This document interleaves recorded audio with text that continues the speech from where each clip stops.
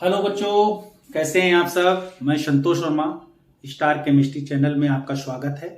बच्चों, पिछली वीडियो में हम लोगों ने एडिशन पॉलीमर्स को पढ़ा, उसकी प्रिपरेशन देखी और आज जो है दूसरा टाइप्स कंडेंसेशन पॉलीमर्स की बात करेंगे।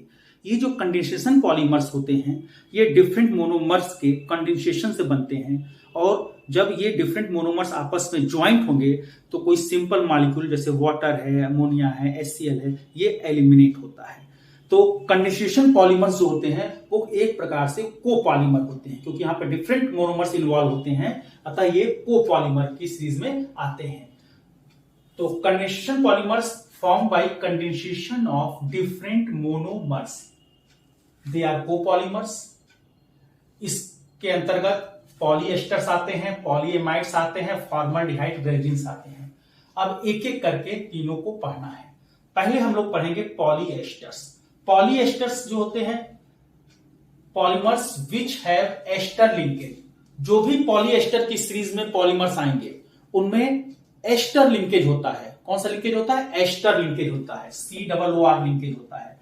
और ये कैसे बनते हैं? Form by the condensation polymerization of dicarboxylic acid and या डाइकार्बोक्सिलिक एसिड विथ डाइऑल्स। याद करिए आप, एस्टर का फॉर्मेशन कैसे होता है? कोई भी कार्बोक्सिलिक एसिड अल्कोहल के साथ मिलता है तो किसका फॉर्मेशन होता है?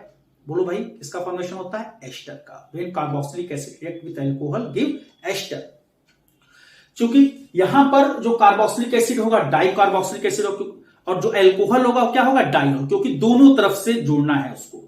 तो यहां पर जो एसिड होगा वो डाइकार्बोक्सिलिक एसिड होगा जिसमें 2 COO ग्रुप होंगे, और जो अल्कोहल होगा वो डाइऑल्स होगा जिसमें 2 OH ग्रुप होंगे। तो इस पॉलीएस्टर सीरीज के अंतर्गत जो पॉलीमर्स आते हैं उनका नाम बताइए। टेरिलीन और ग्लिप्टॉल।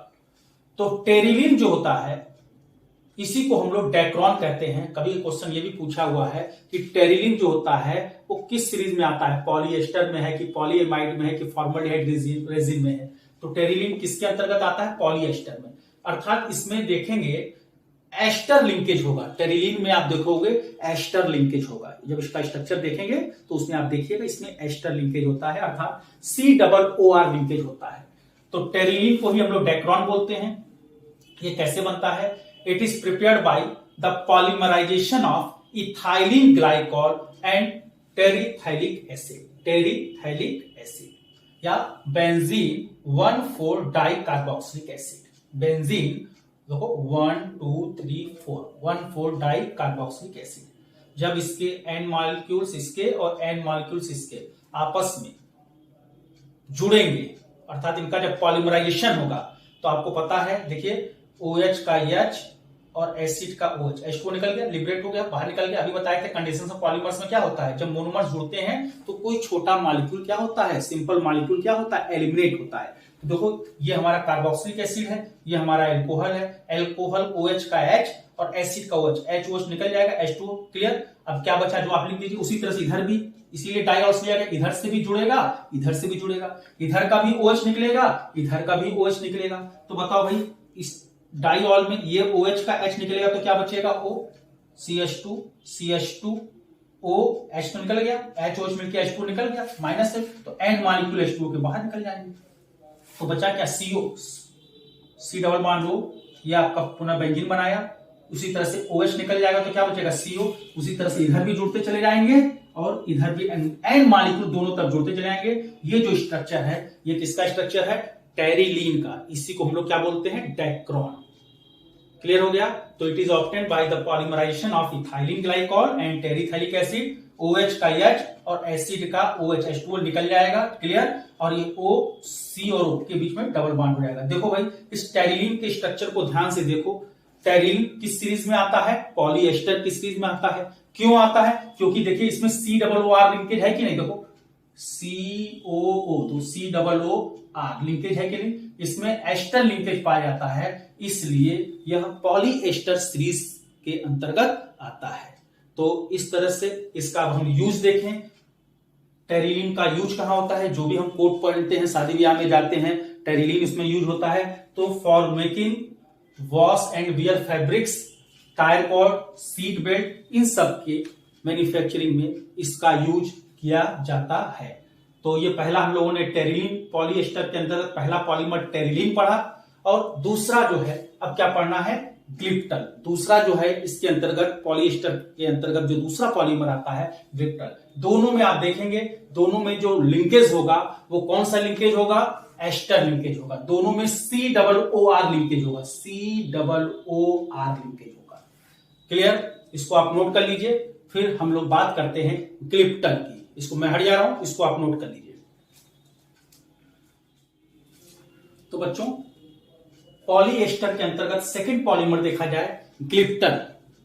ग्लिप्टल कैसे बनेगा? It is obtained by the polymerisation of ethylene glycol and phthalic acid. वहां पर टेरिथैलिक एसिड यूज किया था और यहां पर हमको क्या यूज करना है, थैलिक एसिड। अगर बेंजीन के अगल बगल 2 COOH ग्रुप लगा होगा तो इस कंपाउंड को थैलिक एसिड कहते हैं, या benzene 1,2 di carboxylic acid. Benzene 1,2 di carboxylic acid. तो जब इथाइलिन ग्लाइकॉल और थैलिक एसिड का हम पॉलीमराइजेशन कराएंगे तो हमको ग्लिप्टल प्राप्त होगा क्या, OH का ग्लाइकॉल जो आपने लिया, ये डाईऑल है, इसमें देखो 2 OH ग्रुप हैं, तो एक ये H और एसिड का OH, H2O निकल जाएगा। क्या बनेगा? इसी तरह से यहां भी OH का H निकल जाएगा, तो क्या बचा, O, CH2, CH2O। अब OH निकल गया तो क्या बचा, CO, CO और O के बीच में डबल बॉन्ड, ये आपका बेंजीन। उसी तरह से ये भी OH निकल जाएगा, तो यहां भी क्या बचेगा, C डबल बॉन्ड हो, और इस तरह से इधर भी जुड़ते चले जाएंगे और इधर भी जुड़ते चले जाएंगे। तो एन मॉलिक्यूल्स पॉलीमराइजेशन में एन इथाइलिन ग्लाइकॉल के मॉलिक्यूल्स और एन थैलिक एसिड के मॉलिक्यूल्स जो हैं आपस में पॉलीमराइजेशन करेंगे और ग्लिप्टल का फॉर्मेशन करेंगे। तो this is the structure of glyptal. अभी आईटी में क्वेश्चन पूछा गया था, यूज पर क्वेश्चन आया था, क्या इसका यूज क्या है, for making paints and Lakers.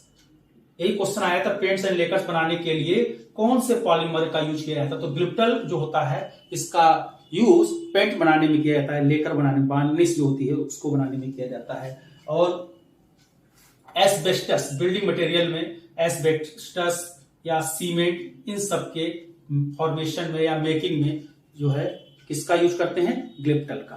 तो इस तरह से बच्चों कंडेंसेशन पॉलीमर के अंतर्गत हमने पहला क्लास पढ़ा पॉलीएस्टर।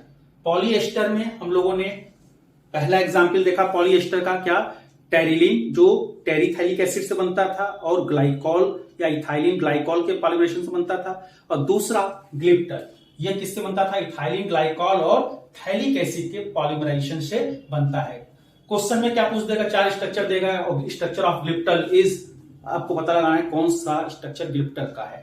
ये भी पॉलीएस्टर की सीरीज में आता है। क्यों पॉलीएस्टर की सीरीज में आता है, देखो इसमें भी एस्टर लिंकेज होता है, COOR लिंकेज है। देखो बेटा COOR लिंकेज है।